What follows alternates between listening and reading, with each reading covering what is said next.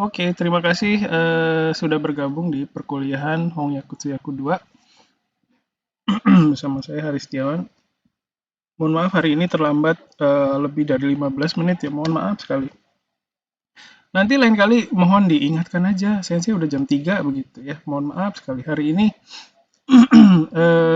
lumayan sibuk jadi admin pendaftaran JLPT. Ada yang daftar hari ini? Saya daftar Sensei. Saya Berhasil dapat nggak? kuota Sensei. Ya, Sensei, Udah Sensei, daftar. saya mau nanya Sensei. ya Kalau udah siap. bayar berarti dapat kan Sensei? Kalau udah dapat. Kalau udah bayar itu udah masuk kuota. Alhamdulillah. Wah, saya Dapat saya nyangkutnya di situ Sensei. Nah, kalau Apa misalnya udah registrasi, begitu mau pilih pembayaran, nggak muncul QRIS-nya atau VA-nya nggak muncul, itu berarti nggak dapat kuota. Oh, berarti ini kuota sementara sudah habis ini nggak mungkin dapat dong Sensei. Nah, ini kan kalau VA itu kan, kalau QRIS itu kan batas waktunya 1 jam. Kalau VA itu batas waktunya 24 jam. Jadi masih ada kemungkinan si kuota itu masih bisa muncul lagi kalau ada peserta yang istilahnya lalai gitu ya. tunggu sampai malam di. Iya. Nggak yakin. Iya, Coba kayaknya aja. sih tidak ya. Dari Susah tadi di. ya udah sih dari jam 10 udah saya Ya, apa betul. reload terus tapi belum dapat. Ada yang bilang saya udah pantengin dari pagi jam 8. Ada yang bilang saya udah pantengin dari kemarin. Ada. Saya juga tadi udah kesel tuh Kenapa Sensei. itu sih Iya. saya nggak pakai Apa? Kenapa nggak pakai Google Form kayak Ya, tahun lalu kenapa sih?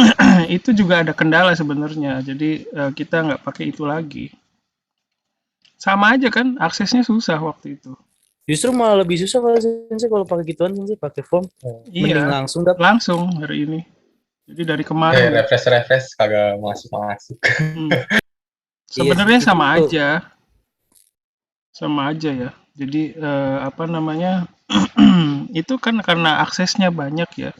Mau servernya kayak gimana juga kalau yang masuk ribuan ya udah susah. Itu kenapa nggak itu sih per level aja kayak dibaginya per hari, misalnya yang 5 sehari gitu biar nggak bentrok semuanya. Oke. Soalnya menurut saya kayak apa ya? Kayak banyak yang bentroknya tuh misalnya ngincar N3 gitu, terus yang kena masalahnya N2, N1 juga semua kan kayak gitu. Oke, Kalau tapi sehari satu mungkin kayak lebih Ya kayak lebih ini terbagi aja ya bisa ya. bagi tapi.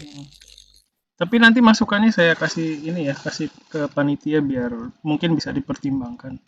Mengingat penuh banget ya itu ya. Iya sih, Ya, jadinya makasih banyak. nggak baik. Bagus juga idenya ya. Nanti saya sampaikan.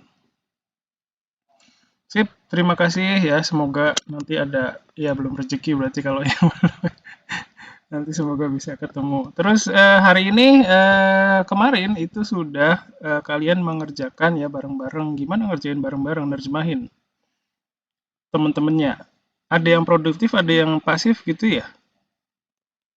Gimana kondisinya kemarin? Bisa cerita? Yang itu Sensei yang apa Yang namanya? nerjemahin Di dokumen. breakout room. Iya, betul. Oh, ini breakout. Oh, iya. Oke. Kalau pas lagi di breakout room sih itu Sensei pada bareng-bareng ngerjain. Oke. Kalau kan ada yang belum selesai tuh pas abis itu. Setelah itunya gimana? Udah sih Sensei kemarin juga. Tapi masih bisa ketemu gitu. Masih kerjasamanya masih bagus ya? Iya. Oke, sip. Iya bagus lah, sip. Oke, jadi di apa namanya tugas sebelumnya itu saya minta kalian untuk menerjemahkan dokumen berkaitan dengan COVID, dengan pandemi ya, dengan penanganan ini ya pandemi. Tapi sebelumnya itu ada tugas sebelumnya itu mencari tahu tentang istilah-istilah terkait dengan hal yang sama ya.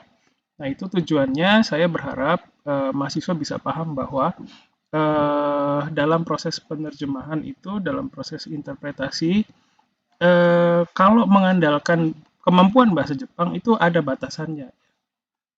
Pasti kita terbatas. Mau level 1 kayak apa gimana pun ya, itu pasti sama aja ujung-ujungnya nggak ngerti sembong yogo, nggak ngerti istilah-istilah khusus di bidang tersebut gitu ya. Apa namanya, jadi terlepas dari si penerjemah ini level bahasa Jepangnya udah lulus JLPT N1 gimana pun itu tetap harus balik lagi dia ke basic gitu, mempelajari istilah-istilah yang ada di bidang yang sedang diterjemahkannya gitu. Jadi semoga mahasiswa sudah memiliki kesadaran itu dan merasakan sendiri ketika hasil pembelajaran terhadap istilah-istilah itu maksimal, kendala pada saat menerjemahkan itu juga bisa diminimalisir. Saya bilang diminimalisir kenapa? Karena tidak mungkin dihilangkan kendala itu, karena akan selalu muncul ya. Jadi nggak bisa menghilangkan kendala. Yang bisa kita lakukan hanya meminimalisir kendala, meminimalisir resiko. Ya. Terus kalian juga sudah submit, terima kasih banyak ya. Hari ini saya mau memunculkan apa namanya, hasil pekerjaannya ya. Saya pick up, jadi seperti biasa tidak saya bahas semua ya, hanya beberapa yang saya ambil. Pertama, terima kasih atas kerjasamanya. Terus untuk yang tidak hadir di dalam sesi Zoom ya, saya sampaikan di sini. Sebentar, ini ada masalah dengan kenapa ya? Oke. Sebentar. Ya. Kelihatan nggak? Kelihatan. Oke. Kelihatan Sensei. Ntar dulu, ada masalah sama share-nya. Oke, sip. Jadi untuk yang tidak bisa mengikuti Zoom, sesi Zoom ya nggak apa-apa. Tapi ya jangan sama sekali nggak ada yang ikut gitu ya. Saya kesepian juga ya. Nah terus untuk yang tidak bisa sesi Zoom itu nggak apa-apa. Tapi harus keep up, harus update dengan apa yang terjadi di kelas di setiap kali pelaksanaan perkuliahan ya. Terus mengerjakan apa yang harus dikerjakan gitu. Kalau misalnya di grup ini di Zoom itu dikerjakannya berkelompok. Nah, itu kalau mahasiswa yang tidak ikuti Zoom terpaksa harus kerjakan secara individu begitu ya. Jadi silakan diselesaikan aja apa yang ditugaskan ke mahasiswa ya. Terus seperti biasa saya bukan berarti nyuruh-nyuruh kalian nerjemahin, saya nggak nerjemahin ya. Tetap saya menerjemahkan juga. Dan ini hasil terjemahan saya beserta bagian-bagian yang saya pick up dari hasil pekerjaan mahasiswa. Terus saya ingatkan kembali bahwa apa yang saya sampaikan di sini, yang saya tulis sebagai hasil pekerjaan saya, itu bukan kunci jawaban. Ingat ya, bukan kunci jawaban. Karena penerjemahan itu bisa dilakukan dengan cara yang lain, dengan instrumen atau kosakata yang lain, juga masih memungkinkan. Ya, jadi ingat, bukan berarti harus plek, harus yang ini gitu, itu nggak ada. Yang saya bicarakan nanti akan membicarakan mengenai resikonya. Kalau pakai kata ini resikonya apa? Kalau pakai kata yang lain resikonya bagaimana? Itu yang akan kita bicarakan ya. Nanti saya kembalikan ke mahasiswa, mana yang milih yang mana nih akhirnya gitu. Itu keputusan ada di mahasiswa ya. Kenapa keputusan ada di mahasiswa? Karena kalau keputusan diambil oleh saya, proses belajar itu akan berkurang kualitasnya. Jadi harus mahasiswa yang memutuskan sendiri. Semua yang dilakukan di sini ya, di pembelajaran apapun ya, mau di kuliah ini, mau di kuliah yang lain, mau di luar ya, itu kalian harus bisa mengambil keputusan sendiri apa yang baik dan apa yang buruk buat kalian gitu ya. Itu kuncinya kalau mau berhasil belajar istilahnya. Apapun sama aja ya, kalau keputusan itu diambil oleh orang lain ya, keterikatan sama hal itu udah tipis kalau menurut saya. Jadi silakan ya diputuskan sendiri. Semacam kayak bikin terjemahan pakai Google Translate juga itu keputusannya ada di tangan kalian ya. Nanti kalian mau jadi seperti apa itu kalian yang membuat sendiri. Maksudnya apakah nanti banyak bergantung sama Google Translate atau mau berusaha sendiri, itu kembali lagi ke mahasiswa ya. Saya hanya memberikan kemungkinan-kemungkinan kalau begitu gimana, kalau begini gimana gitu ya. Oke. Terus ini saya bacakan sedikit ya, ini hasil pekerjaan saya juga. Yang warna hitam itu hasil pekerjaan saya. Terus yang warna merah itu saya pick up ambil dari mahasiswa ya. Pertama, judulnya ya, ini banyak yang nggak banyak sih, ada beberapa, mungkin 1, 2 grup yang tidak menerjemahkan, judulnya. Nah, itu kalau kalau di penerjemahan profesional ya sudah, ya nanti paling dibilangin, "Ini mana judulnya?" Gitu ya. Ini menyusahkan klien berarti nantinya. Mohon diperhatikan lebih rinci lagi ya. Prosedur kedatangan di Bandara Internasional Soekarno-Hatta. Nah, ini juga sebenarnya pada dasarnya semua sudah menerjemahkan dengan baik ya. Tochaku Tetsuzuki itu sudah oke. Tapi ada mahasiswa yang kebalik ya. Kokusai apa? Tochaku Tetsuzuki Soekarno-Hatta Kokusai Kuko. Jadi urutannya masih urutan bahasa Indonesia gitu ya. Jadi nanti silakan diperhatikan lagi ya. Kalau yang judul itu saya pikir itu aja sih yang perlu diperhatikan ya, ada ya. Rata-rata yang lain udah oke. Terus setelahnya nomor 1 itu ya, setelah sampai di Indonesia, nah ini juga macam-macam ekspresinya ya, setelah sampai di Indonesia gitu ya. Ada yang sama seperti saya ya, Indonesia ini tochakugo gitu. Ini kalau misalnya kalian mempelajari dengan baik website yang saya kasih di malam itu ya, mengenai pandemi dari kedutaan, kalau mempelajari itu pasti lebih mudah ya mendapatkan istilah yang pas gitu. Yang diharapkan sama orang native Jepang itu seperti apa itu bisa dari situ ya. Tapi ada juga misalnya Indonesia ni tochaku shita ato. Itu juga nggak apa-apa, bukan berarti nggak bagus ya. Silakan bisa juga sama artinya ya. Terus selanjutnya pihak bandara akan melakukan pemeriksaan data terhadap para pelaku perjalanan. Nah, ini yang perlu diperhatikan ya, pelaku perjalanan. Ada yang menerjemahkannya ryokosha, ryokosha gitu ya. Ada juga yang menerjemahkan tabibito. Ya, dua-duanya merujuk ke hal yang sama sih, orang yang melakukan perjalanan. Hanya saja kalau ryokosha itu kita kembali lagi ke ryokonya ya. Ryoko itu beda dengan perjalanan biasa ya. Biasanya gimana kalau ryoko? Ryoko shitaina gitu misalnya. Ryoko itu kesannya apa? Senang Liburan mungkin, ya. liburan. Jadi kesannya liburan ya. Jadi bukan. Iya itu bentuk perjalanan sih, tapi lebih ke liburan ya. Terus kalau tabibito itu kesannya tuh lebih subjektif ya, kayak dramatis gitu ya. Kayak misalnya apa namanya yang muncul di novel-novel seorang petualang atau apa ya misalnya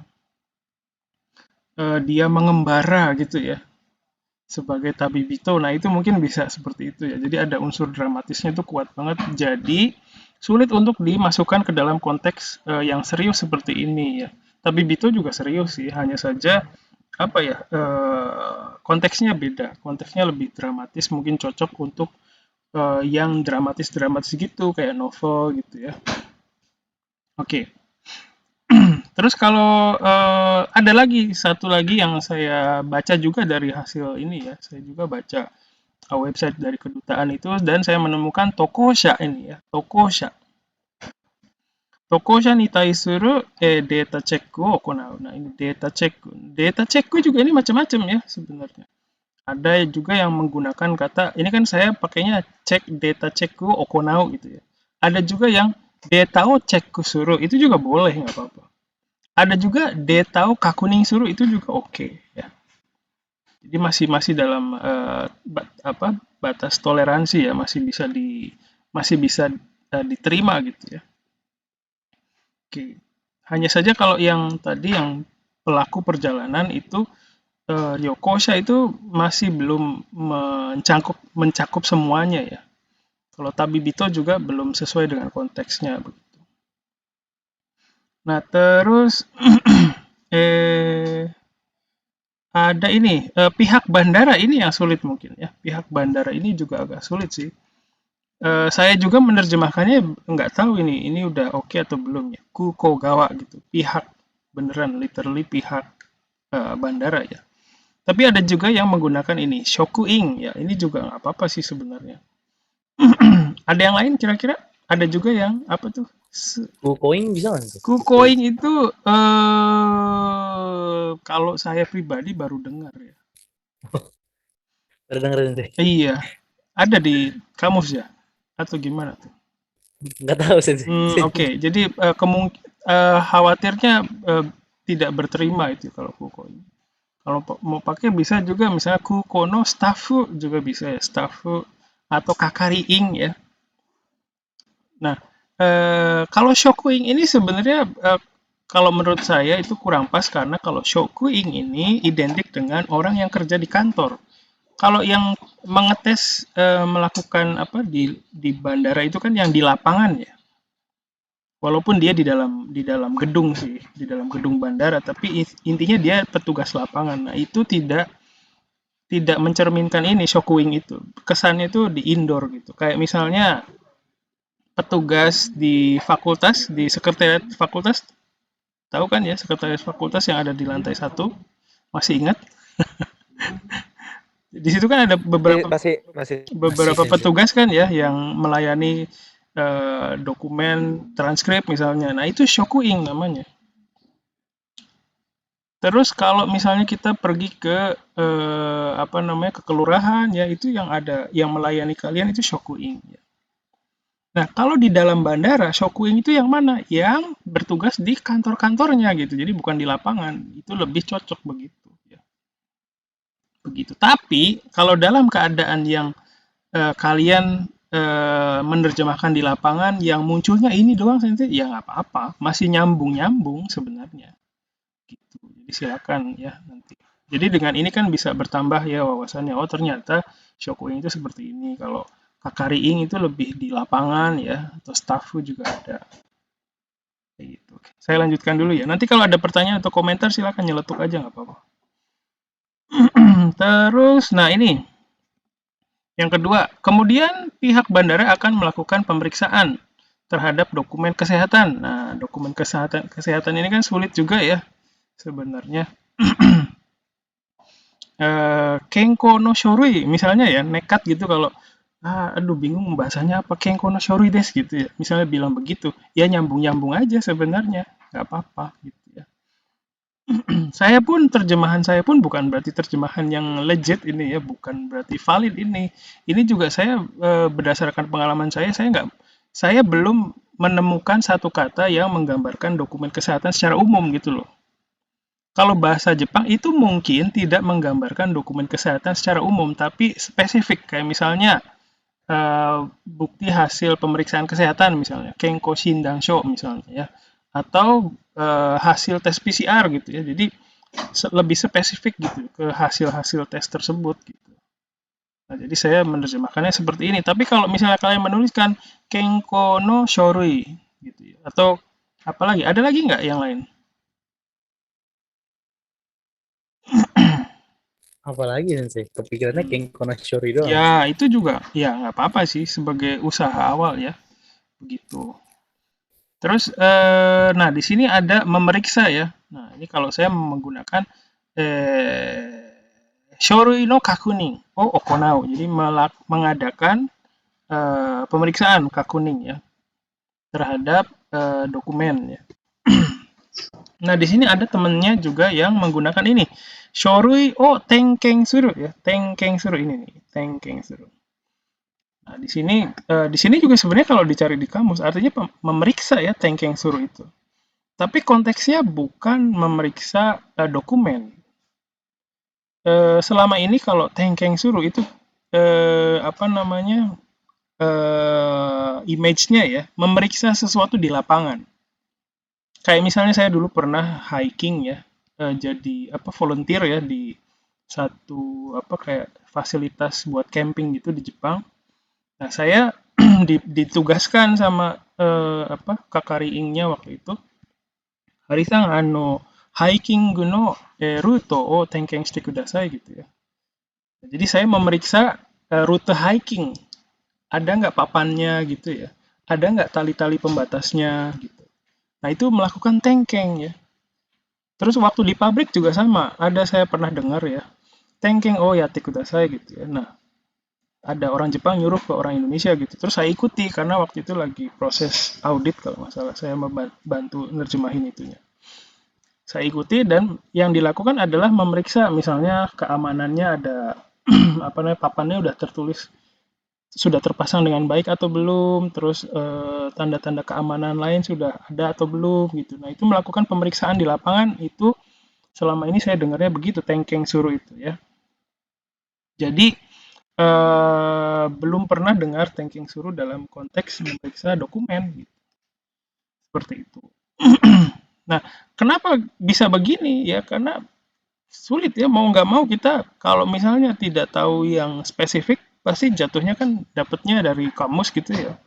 Sementara kalau di kamus kita nggak akan dapat penjelasan yang spesifik atau misalnya ada, kalaupun ada itu misalnya sulit dicerna atau gimana ya. Jadi mau nggak mau kita bertemu dengan resiko bahwa penerjemahan kita nggak sesuai gitu ya. Nah, Sensei, kalau nggak sesuai gitu gimana, Sensei? Ya, itu pertanyaannya bagus sekali, Seva ya. Untuk meminimalisir itu, kita lakukan Bagaimana? research gitu ya, mau nggak mau.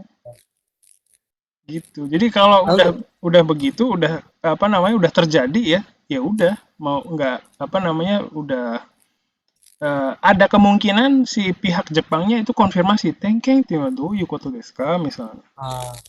Ada kemungkinan seperti itu kalau si orang Jepangnya ini punya ruang di hati buat itu. Kalau namanya pekerja, ya kalau pekerjaan kan nggak mungkin, kadang kita tanya satu-satu tuh sulit gitu. Ada memang orang Jepang yang mau nggak mau dia harus edukasi dulu interpreternya. Oh, Ya, ada kesempatan begitu ya. Nah, kalau ada kesempatan gitu kita bisa belajar ya. Tapi kalau tidak ada, ya mau nggak mau kita harus berkompromi ya dengan apa yang ada gitu. Terus berkompromi dengan sikap orang Jepangnya nanti misalnya dia kepalanya gini-gini, nani gitu ya. Gitu. Sensei. Ya, Tadi kan silakan. Sensei ngomong katanya kalau itu paling kita research dulu kan, Sensei. Nah kan kalau kayak sekarang kita ini paling research bisanya ya cari kamus, Sensei. Dan di kamus kan kata Sensei kan artinya kadang suka nggak terlalu Betul. dijelasin tuh, Sensei. Ya, terima kasih Seva.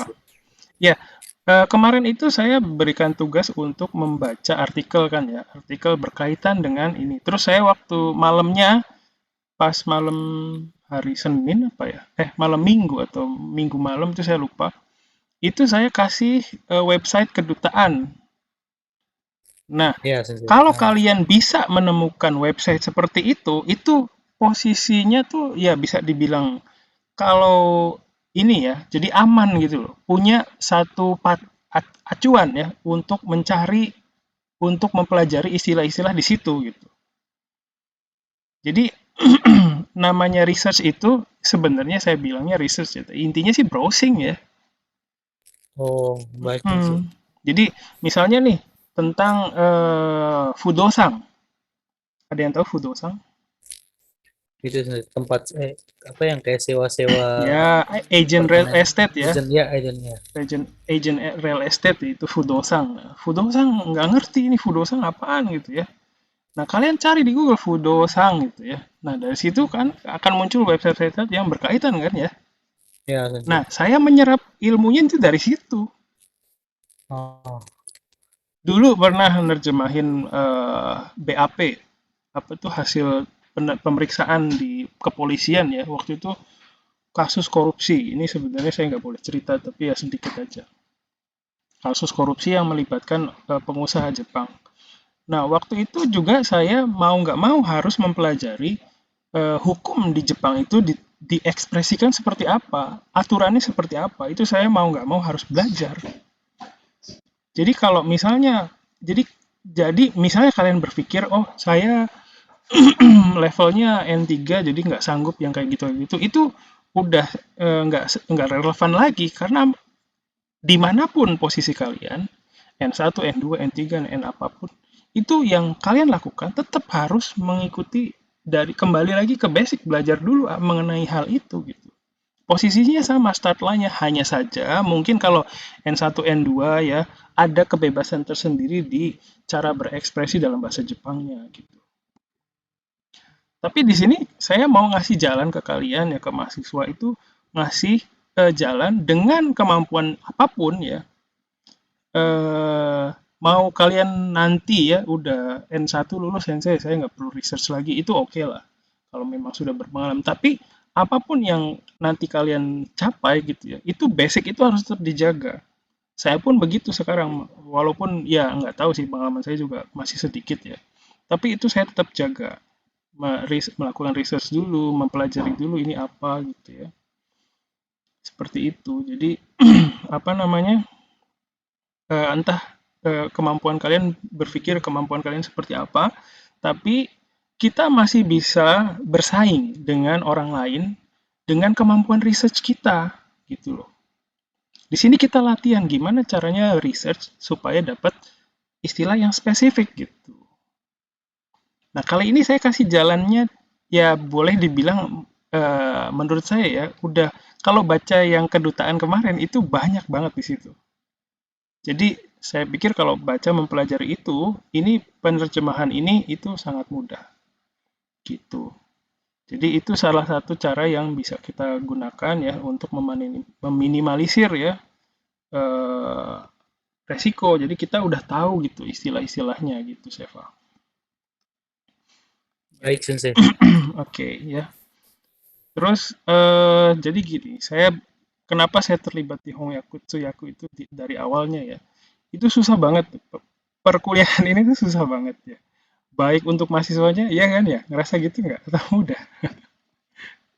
Ya, Ya, susah sih. susah kan? Susah, Ya. Susah, susah. Susah, Buat, ribet, Sensei. iya betul. Buat saya pun, apalagi saya ya harus ngasih fasilitas gitu loh. Ini juga pekerjaan yang bukan pekerjaan yang mudah. Tapi saya ketika diminta sama Ari Sensei, ya udah saya terima ini dengan motivasi. Dulu saya pernah lihat lulusan mahasiswa Unsada menerjemahkan ya. Itu waktu itu masih ini sih, masih apa tahap seleksi ya, jadi bukan nerjemahin beneran. Eee, terus terang kecewa waktu itu saya lihatnya. Makanya dari situ saya apa ya, berniat ya, saya pengen lulusan Unsada itu walaupun dia dengan kemampuan dia sendiri ya, itu sudah siap gitu loh di posisi itu. Walaupun bahasa Jepangnya masih ya misalnya ya masih terbatas gitu. Tapi saya yakin dengan kemampuan terbatas itu kita masih bisa gitu, masih bisa bersaing. Tergantung gimana kita mempersiapkan diri kita. Itu makanya saya kasih tugas seperti ini pelan-pelan ya gitu. Jadi apa namanya diharapkan ya mahasiswa itu pada saat dihadapkan di kondisi yang diminta untuk menerjemahkan itu, tolong konengnya sih mas gitu ya. Kita udah siap gitu ya, begitu. Ya, jadi saya berharap mahasiswa bisa sudah paham ya, oh berarti kuncinya itu research. Mau gimana pun kuncinya research. Kuncinya browsing. Sorry saya pakai kata-kata yang susah ya, research gitu ya. Mulutnya sampai monyong-monyong. Sebentar, ini ada kayaknya CLPT deh, nelponin. Sebentar. Tapi udah nggak ini. Oke, kita lanjutkan lagi. Jadi itu ya motivasinya. Kita lanjutkan dulu ya. Terus nomor 3, selain itu petugas juga akan melakukan pemeriksaan terhadap data pada e-hack ya. Ini juga kalau yang bagian nomor 3 ini saya lihat semua udah sesuai ya. E-hack no data no nitai suru kakuni ga okonau. Macam-macam sih, ada yang e-hack no data o cek suru, itu juga boleh. E-hack no data apa lagi ya? Kemarin itu saya lihat Shiraberu juga ada ya. Itu masih tahap oke ya. Mungkin yang tersangkut itu yang petugas ya. Ada yang masih pakai shokuing, tapi itu juga kalau kalau dalam kondisi gimana masih berterima sih. Oke, kita lanjutkan dulu. Lalu para pelaku perjalanan akan menjalani tes PCR di tempat yang telah ditentukan. Nah ini ya, telah ditentukan. Nah ini kan apa namanya ditentukan ya. Berarti ini sudut pandang bukan sudut pandang orang yang melakukan, yang bikin peraturan, bukan kan ya? Gimana tuh? Aduh, diteleponin mulu, bentar. Ya, halo, selamat sore. Selamat sore. Halo, selamat sore. Ya,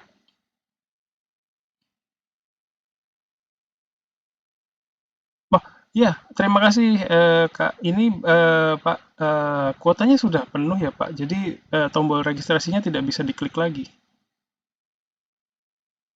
Iya, jadi aksesnya memang banyak Pak. Jadi karena itu ya betul seperti itu, kuotanya sudah habis. Betul Pak, mohon maaf. Iya betul. Betul betul Pak, iya banyak sekali. Kami juga sebagai panitia nggak bisa akses ke website kami sendiri. Iya, iya, mohon maaf ya Pak ya. Iya betul Pak. Oke, sama-sama Pak ya. Ya, mohon maaf. Pada nanya kuota ya. Kuotanya udah habis saya bilang. Aduh, kasihan juga sih. Sip, kita lanjutkan. Sampai mana tadi? Oh iya ini. Para pelaku perjalanan akan menjalani tes PCR di tempat yang telah ditentukan. Ya, berarti telah ditentukan. Kalau di sini berarti bisa dong apa? Kimera reta baso gitu juga sebenarnya nggak apa-apa ya. Nah, kalau saya pakai ini. Tsugi ni toko wa shite basho. Shite itu yang telah ditentukan gitu ya. Shite basho ni te gitu ya. De gitu maksudnya. PCR kensa o ukeru. Juga kadang kalau di bahasa formal itu ada nite gini ya, nite. Ini sebenarnya D ya, sama dengan D. Kimerareta basho de PCR kensa o ukeru itu juga boleh. Nah, di sini mengenai menjalani tes PCR ini juga perlu diperhatikan. Ada juga mahasiswa yang menerjemahkan PCR kensao suruh gitu ya. Atau PCR kensao okonau. Nah, kalau seperti itu adalah perkataan pelaksana PCR-nya gitu loh. Yang nyolok-nyoloknya itu PCR kensao okonau itu. Orang yang nyolok-nyolok itu. Tapi kalau kita yang jadi objeknya, yang dicolok, itu PCR kensao ukeru, menerima gitu ya. Ya, gimana sampai sini? Kayak PCR kensao ukeru, kita itu menerima kensa ya. Kayak ujian juga kan sama, shiken o ukeru, ya, menerima ujian. Itu jadi harus diingat ya. Terus di sini ada dari mahasiswa ya. Sore kara toko shawa kimeta basho de tokosha ga tokosha wa kimeta basho. Jadi tempat yang diputuskan oleh pelaku perjalanan, jadinya seperti itu ya. Kan yang menentukan bukan pelaku perjalanan kan, tapi orang lain, pemerintah dalam hal ini. Ya, terus di belakangnya ukete moraimasu. Nah, siapa yang moraimasu ini? Karena di depannya wa tokosha wa gitu ya. Kalau ingin si tokoshanya itu menjalani tes, berarti tokosha. Gimana tuh harusnya? Tokosha. Gitu ya. Ukete moraimasu. Harusnya tokosha dong. Tokosha ni ya. Tokosha ni ukete moraimasu ya. Jadi itunya. Jadi di sininya ya membuat terjemahannya jadi rancu ya.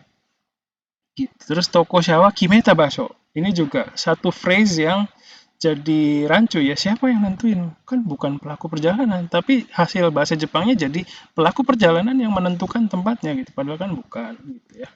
Seperti itu. Sorry, dilanjutkan dulu ya. Terus jika hasilnya menunjukkan negatif, maka pelaku perjalanan harus menjalani karantina di hotel yang telah ditentukan oleh pihak pemerintah Indonesia selama 5 hari. Nah, ini sudah ada ya, sudah jelas ya, ditentukan oleh pemerintah Indonesia gitu. Jadi Indonesia Seifu ni kimerareta gitu misalnya, itu juga boleh. Atau kalau saya, ini jadi saya ubah, Indonesia Seifu ga kimeta gitu ya. Hotel yang ditentukan oleh orang Indonesia, pemerintah Indonesia gitu. Jadi seperti ini. Kalau ini masih resikonya masih minim ya, jadi masih oke. Terus, nah ini terus karantina. Karantina juga ini ada macam-macam. Mungkin kalian menemukan beberapa penerjemahan ya. Ada Kengeki ya, ada Kakuri ya. Ada juga yang menerjemahkan Kakuri udah oke itu ya. Ada yang tahu bedanya apa? Kengeki sama Kakuri? Ya, Bu. Ya, nggak tahu saya. Mau tahu saya juga. Oke, Kengeki harus Kakuri. bentar saya terima dulu satu telepon. Halo, selamat sore dengan panitia JLPT. Ya,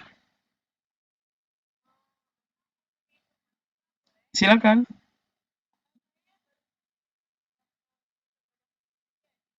Ya, ya, karena kuotanya sudah habis, Mbak. Iya. Iya, memang masih dibuka, hanya saja kalau Mbak perhatikan setelah masuk ke registrasi kan tidak ada tombol yang bisa diklik ya, Mbak ya. Betul, itu karena kuotanya sudah habis, Mbak. Iya. Baik, sama-sama. Gimana pelayanan saya? Mantap Mantap Sensei. Mantap Sensei. Saya nikmati sih jadi operator kayak gitu ya, seneng ngobrol sama orang banyak gitu. Sensei jadi kayak CS Sensei. Iya, Tapi terteror Sensei. ternyata iya betul betul. Itu nomor pribadi saya loh. Pusing saya. Waduh. Wah, yang Waduh. kayak, wah bener ya. Wah, yang buat di WhatsApp ya itu. Iya, yang kalian hubungi itu yang waduh. saya pusing juga ini. Terpaksa kemarin saya udah dah cantumin nomor saya aja saya pikir. Tadi itu saya airplane aja, airplane iya daripada airplane mode. betul numpuk soalnya banyak banget yang nggak tertangani. Ya itu dah berkorban sih. Sip.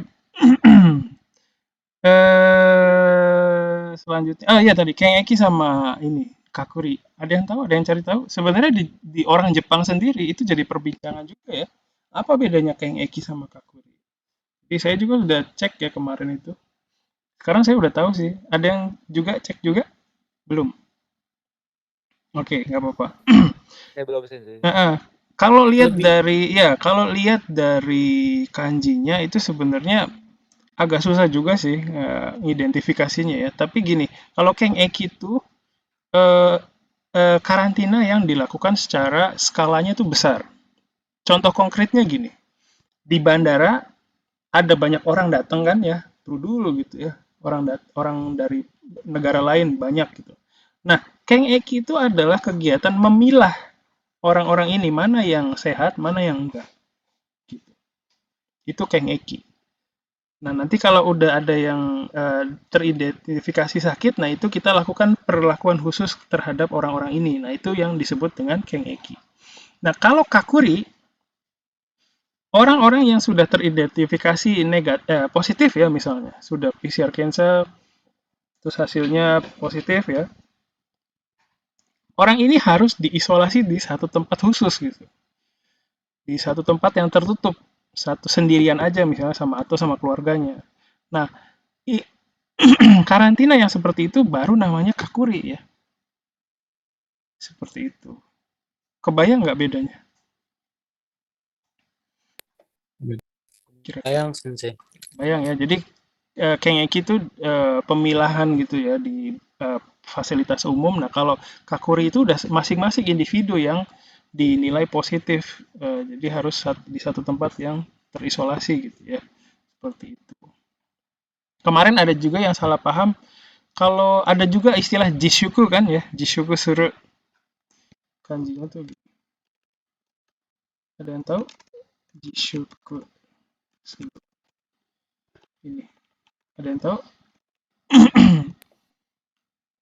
Nah, kalau kanji ini, Jishuku Suru ini lebih ke Isoman. bukan, isoman itu justru Kakuri. Iya. Kalau Jishuku Suru itu diam di rumah, ya. Tidak keluar, tidak melakukan mobilisasi gitu ya untuk mencegah. Bukan berarti dia udah positif, bukan. Ya, negatif, ya misalnya sehat, tapi silakan diam di rumah aja, Jishuku shite kudasai gitu. Tolong jangan keluar-keluar. Nah, itu Jishuku Suru. Jadi buat jaga-jaga saja. Betul, untuk mengantisipasi gitu, mencegah ya. Gitu. Oke ya, kebayang ya. Terus tadi juga hasil negatif positif ya. Ini kalau kalian tidak mempelajari apa namanya hal-hal mengenai pandemi ya, itu ujung-ujungnya nanti bilangnya kekaga negatif, kekaga positif, misalnya pakai begitu ya. Itu saya juga mungkin begitu ya, kalau belum tahu. Tapi sekarang saya udah tahu. Positif itu apa? Yosei, Yoseso. Kalau negatif, Insei. inseso. Jadi kalau kalian mempelajari kedutaan itu ya, itu dengan baik, itu kalian bisa menerjemahkan, saya yakin ya, bisa menerjemahkan kondisi pandemi di Indonesia mengenai yang tadi ya, positif, negatif. Jadi tahu istilahnya. Itu cara satu-satunya cara untuk kita yang di Indonesia supaya bisa menerjemahkan dengan konteks yang benar. Gitu. Ya, oke. Jadi ya paling nggak mendekati ya, gitu. Saya lanjutkan dulu. Namun untuk pelaku perjalanan yang tidak bisa jalani tes PCR atau anak umur di bawah 12 tahun yang belum mendapatkan vaksinasi wajib menjalani, ini saya kurang koma ya, maaf. Wajib menjalani karantina selama 7 hari ya. Shikashi PCR 検査を受けられない渡航者、またはワクチン接種をまだ受けていない12歳未満の子供。Mana ini hasilnya? Kodomo wa, ini ada terusannya lupa. Kodomo wa apa ya waktu itu? Nanokakang ya. Kakuri o shinai to ikenai gitu ya. Atau bisa juga yang lain sih kalau untuk bilang harus tuh ya. Nanokakang kakuri suru koto desu gitu juga bisa ya. Oke, terus ini lanjutannya, maaf. Jadi warna merah. Hai, oke. Terus dari terjemahan mahasiswa itu ada untuk vaksinasi ya. Vaksinasi ini ada yobo sesshu. Nah, ini yobo sesshu. Yobo sesshu ini ya vaksinasi sebenarnya, hanya saja yobo sesshu ini vaksinasi yang secara umum ya. Contohnya gini, kalau orang Jepang misalnya ya, dia dapat tugas ke luar negeri, ke Indonesia, ke Kamboja, ke Thailand misalnya. Nah, sebelum ke luar negeri, dia tuh vaksinasi dulu. Entah influenza, kayaknya influenza sih, supaya badannya tuh kuat gitu loh. Nah, vaksinasi itu biasa mereka sebut dengan yobo sesshu.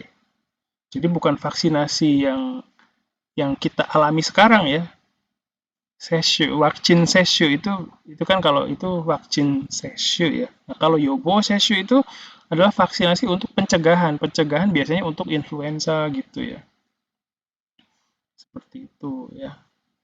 Terus sekarang udah bukan yobo sesshu lagi dong Sensei kalau untuk vaksin. Iya, kalau untuk istilah di pandemi ya vaksin sesshu ya. Vaksin sesshu. Baik Sensei. Jadi kalau yobo sesshu itu konteksnya beda. Misalnya dulu pernah ya, teman saya orang Jepang, dia satu keluarga pindah ke Amerika. Sebelumnya pindah ke India. Karena suaminya kerja di situ, di perusahaan otomotif itu ya. Nah, sebelum pergi, mereka sekeluarga itu melakukan yobo sesshu.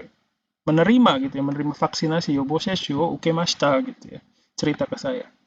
Nah, itu yang dimaksud dengan yobo sesshu itu. Jadi sebelum pergi ke luar negeri, mereka dapat vaksinasi dulu. Kayaknya sih kebanyakan vaksin untuk influenza ya, untuk penyakit flu gitu, supaya nggak masuk angin istilahnya gitu. Nah, itu yang namanya yobo sesshu. Oke. Terus dilanjutkan, ini ada mahasiswa yang menerjemahkan gini, PCR kensa ga dekinai bai. Kan di sini pelaku perjalanan yang tidak bisa jalani tes PCR. Nah, kalau misalnya kita terjemahkan begini, ini kan PCR kensa ga dekiru, itu berarti dari PCR kensa o suru gitu kan ya. Nah, kalau PCR kensa o suru itu bukan penerima vaksin, tapi orang yang memberikan memberikan tes PCR gitu loh. Jadi petugas kesehatannya. Ngerti nggak? Ngerti kan ya? PCR kensa o suru itu petugas kesehatan yang melakukan PCR kensa o suru. Tapi kalau kita yang diperiksa itu PCR kensa o ukeru. Gitu. Jadi kalau di sini terjemahannya PCR kensa ga dekinai itu berarti merujuk ke petugas kesehatannya. Berarti terjemahannya udah nggak sesuai gitu. Seperti itu ya. Terus nomor 7, ini di nomor 7 juga rata-rata sudah baik semua ya penerjemahannya. Paling di daerah ini nih agak bumpy itu apa ya? Banyak pendapatnya, macam-macam pendapatnya. Gitu. Tapi rata-rata ya masih bisa berterima sih. Oke, ya. Itu sih kira-kira yang mau saya sampaikan. Sampai sini ada yang mau ditanyakan dulu? Oke, belum ada, nggak apa-apa ya. Jadi saya ingatkan lagi bahwa saya di sini bukan cuman mau ngejalanin mata kuliah Hongyaku Tsuyaku. Materi saya berikan, selesai, udah. Bukan ya. Tapi saya pengen kalian itu pada saat keluar dari sini, dengan kondisi kemampuan bahasa Jepang yang bagaimanapun, itu sudah siap gitu loh. Di posisi misalnya harus nerjemahin itu, apa yang harus kalian pikirkan dulu itu paling tidak udah tahu gitu ya. Jadi di sini momennya gitu. Kalian mau salah kayak gimana pun silakan, yang penting mencoba, banyak berlatih gitu. Seperti itu. Jadi itu motivasi saya terlibat di mata kuliah ini. Ya. Terus untuk kalau tidak ada pertanyaan yang berkaitan dengan yang tadi, untuk tugas berikutnya itu kan kalian sudah lihat hasil video wawancara ya. Ya, yang kemarin Sensei itu. Gimana? Udah ngebayangin? Bayangin sih udah Sensei, cuma masih harus di stop gitu Sensei. Oke. Ada nggak yang stuck di mana gitu? Istilah apa yang nggak yang nggak kejangkau gitu, apa kira-kira? Kalau nggak salah pas bagian-bagian akhir deh Sensei. Bagian akhir ya, apa tuh contohnya? Yang Sensei ngomong apa ya, saya lupa tuh. Ada nggak kata-kata yang ini susah saya nggak nemu misalnya? Ada beberapa tuh Sensei, cuma Ada saya lupa beberapa ya. apa ya. Yang lain gimana yang lain selain Seva? Kayak terjemahin tambahan-tambahannya Sensei, kayak Kaiwa banget itu perlu diterjemahin ke orangnya nggak sih? Nah, itu. Enaknya gimana menurut kalian? Apa langsung ke intinya ya pertanyaannya gitu? Nah, menurut Kevin sebaiknya gimana? Kalau menurut saya kayak langsung pertanyaan aja sih. Paling Langsung intinya gitu. ya, iya saya kayak wakarimashitanya kayaknya nggak perlu sih. Oke. Jadi bukan Nggak tahu berarti sih. nerjemahin mazu Hari-san wa nani-nani to kikimashita. Soshite Hai. driver ojol ga to kotaemashita gitu. Bukan begitu ya. Jadi tapi intinya aja ya. Hai Sensei, kayak langsung ke itu. Atau gimana sih? Iya, itu juga bagus pemikiran seperti itu ya. Bukan berarti nggak bagus ya. Kadang di kondisi yang seperti itu kita lihat orang wawancara nih, orang Jepang di sebelah, kan nggak mungkin ini bisa orang Jepang juga belum tentu butuh semua informasinya ya. Jadi memang menerjemahkan intinya saja itu juga salah satu opsi. Oke. Ada lagi yang mau ditanyakan mengenai wawancara ini yang kemarin video wawancara? Yang lain gimana? Julia, Nuryasih, Jihan, Britih, Gayuh ini dipanggilnya apa ya? Brit, bukan. Gayuh, bukan. Ini Sensei apa? Zuhur Sensei, Zuhur. Kok Zuhur? Iya, bahasa Jepangnya apa Sensei? Oh, Zuhur. Kaget. Iya, maksudnya. Nah, Zuhur kan nggak ada dalam budaya bahasa Jepang. Budaya Jepang nggak ada. Iya, Sensei. Gimana tuh enaknya? Nah, itu harus dipikirin ya. Jadi kalau zuhur itu yang pasti nggak ada orang Jepang habis zuhur ya gitu. Ada orang Jepang ngomong gitu. Kita ketemu habis asar gitu ya. Mana paham ya. Nah, itu gimana caranya memberikan gambar? Sensei ngomong istirahat pas zuhur, setelah zuhur. Nah, itu enaknya gimana tuh? Kan kalau zuhur kan kalau di Indo kan identik sama jam istirahat. Iya benar. Mungkin jam istirahat. Bisa seperti itu. Tapi ya jam istirahat juga mungkin beda-beda sih sebenarnya. Iya sih. Atau mungkin jam zuhurnya aja sih, kayak kurai gitu. jamnya gitu, jam berapa gitu ya. Iya, gitu. Bisa seperti itu juga ya. Jadi mau nggak mau kita harus menyesuaikan ya. Nggak mungkin kita bilang zuhur zuhur no toki ni karewa yasumimashita. Zuhur tenan desu ka? Nanti ada muncul pertanyaan gitu. Nanti pertanyaannya dibalas zuhur to no wa Islam kyo no oinori desu. Daitai gogo juniji hang gurai desu misalnya ya. Ya udah sekalian aja sebutin juniji hang ya, gitu ya. Nah, jadi saya berharap kalian bisa memikirkan hal-hal yang seperti itu. Kalau zuhur kan nggak mungkin ya. Jadi bilangnya apa dong? Nah, bilangnya ini gitu. Menurut saya begini sensei. Nah, itu kalian harus punya pemikiran-pemikiran seperti itu. Walaupun ya nanti kalaupun ada kemungkinan itu tidak sesuai, nggak apa-apa. Disampaikan dulu aja. Saya berharap kalian punya kemampuan untuk memutuskan. Karena kalau mau jadi interpreter yang handal, itu kemampuan memutuskan ini penting banget ya. Bukan berarti saya udah punya seperti itu, bukan. Dulu saya pernah berkaitan sama ngambil keputusan itu pernah saya alami di momen seminar internasional loh. Saya nerjemahin satu sambutan orang Jepang. Acaranya waktu offline ya, maksudnya masih belum pandemi. Itu dari sekeliling, pertama di skrip tuh nggak ada bahwa itu harus diterjemahin, tuh nggak ada. Tapi orang-orang sekitar minta saya nerjemahin. Jadi di depan saya tuh ada yang bilang terjemahin. Ada juga yang bilang gini, gitu. Itu gimana tuh? Iya kan? Itu keadaan terpaksa Ada dong, bingung Sensei. tuh gimana? Enggak, itu gimana sih itu? Iya, makanya saya sebagai panitia, saya tahu itu udah nggak perlu diterjemahin gitu. Tapi ada orang yang tidak berkaitan dengan itu minta gitu, terjemahin gitu ya. Tapi ya saya karena bagian dari panitia, ya udah saya melakukan pekerjaan saya, tidak menerjemahkan karena memang dari orang yang memberikan sambutan itu bilang tidak perlu diterjemahkan begitu. Tapi penontonnya ini beda. Jadi itu pernah saya alami. Tapi akhirnya ada satu orang mengambil alih tugas saya gitu. Terus dia menerjemahkan. Nah, ini kondisinya ya beda lagi sih ya. Ini khusus menurut saya, kondisinya nggak umum ya.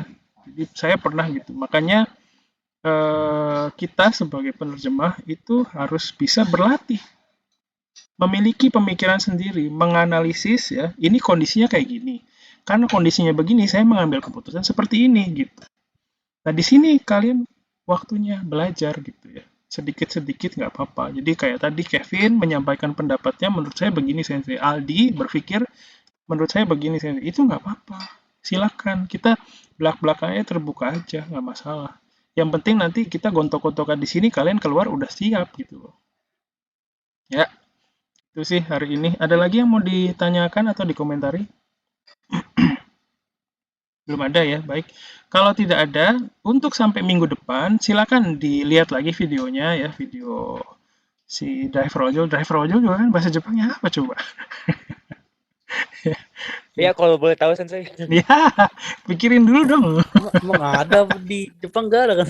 Nah, kalau di Jepang, coba deh kalian cari tahu ya. Nanti. Tapi kayak Jepang ada Uber. Nah, kalau di Jepang kan Uber kan. Bukan mobil sih, bukan. Kayak ada kalau di sana kayak ada. Coba cari, makanya di browsing di Google ya. Gojek misalnya apa? Pakai bahasa Jepang lain gitu. Jadi biar muncul artikel terkait Gojek gitu loh. Nanti kalian baca di situ. Ya, oke ya. Jadi untuk sampai minggu depan perhatikan lagi video wawancaranya dan coba simulasiin ya kalian nerjemahin itu seperti apa dan nanti minggu depan di pertemuan keempat kita akan diskusi itu mengenai itu ya. Siap Sensei. Oke. Baik Sensei. Ya. Jadi semoga nanti dari sini ya lahir interpreter handal yang bahkan bisa ngerjain sesuatu yang di luar kemampuan saya. Sip. Waduh. Ya. Insya Allah pasti bisa. Sip. Amin. Itu. Baik, itu saja untuk hari ini. Mohon maaf terlambat, terus ini juga overtime ya. Terima kasih. Assalamualaikum warahmatullahi wabarakatuh. Otsuka sama desu. Bye-bye. Waalaikumsalam Waalaikumsalam warahmatullahi warahmatullahi wabarakatuh. Arigatou wabarakatuh. gozaimashita, sensei. Sharp. 失礼します。